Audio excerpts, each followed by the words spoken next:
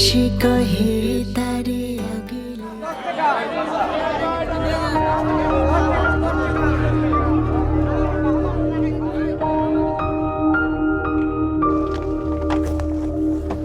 তুমি মিয়া বাড়ির আনিকা না?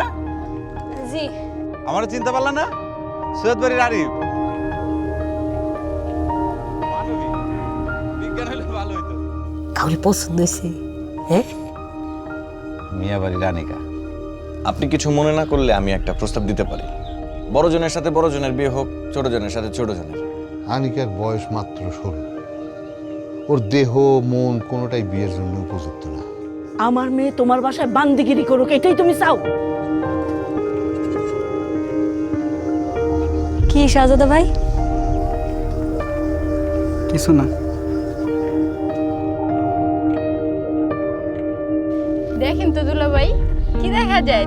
চাঁদ দেখা যায় না ফাঁদ দেখা যায়? পূর্ণিমার চাঁদ দেখলাম। পেটে বাচ্চা আসছে কিনা চেকআপ করলেই সেটা নিশ্চিত হওয়া যাইব। চেকআপ করাই তো হইব কেন? লক্ষণ দেখলেই তো বোঝা যায়। আমার খাও আমার পরো, আবার আমার সাথে তেড়ামি। হুশ রেখা কথা কয়ো। আমার হুঁশ ঠিকই আছে, এই সংসার কার টাকায় চলে আমি জানি। চেকআপে গেছিলি? হ্যাঁ।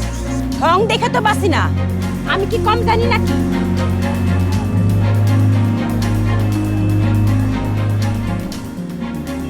জি, সোবান মাঝির মেয়ে মৌ। মাঝির মেয়ে করাতে চাস না? মাঝির মেয়ে করাতে চাস? হ্যাঁ,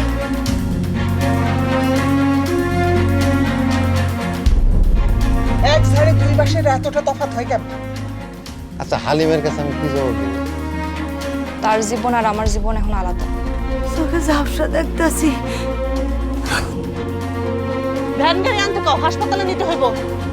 আমি সিদ্ধান্ত নিয়েছি আনিকারে তালাক দেব। মৌয়ের বিয়ে নিয়ে তোমার এত মাথা ব্যথা কেন?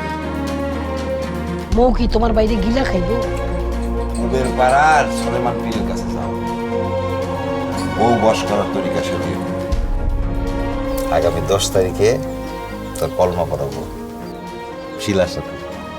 তুই কিন্তু না করবি না ভাই। আরেকটু চাপ দাও। গরিব ঘরের উপযুক্ত মেয়ের অনেক বিপদ, আপনি সেসব বুঝবেন না মিয়া সাহেব। বাচ্চা তোমার নিতেই হবে। মার কথা না শুনলে তোমার সাথে আমি নাই। আনিকা বউ, আপনার মা তো আমার ষোলো সংসার আগুন ধরে দিচ্ছে।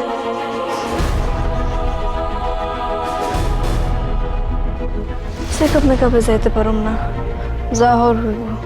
বাচ্চা নিয়ে রেখে আমাদের দুজনের মাঝে একটু সময় দরকার না? তোর অল্প বয়সে বিয়া দিয়া যে আমি কত বড় একটা ভুল করছি, তোর কষ্ট আমার সহ্য হয় না রে মা।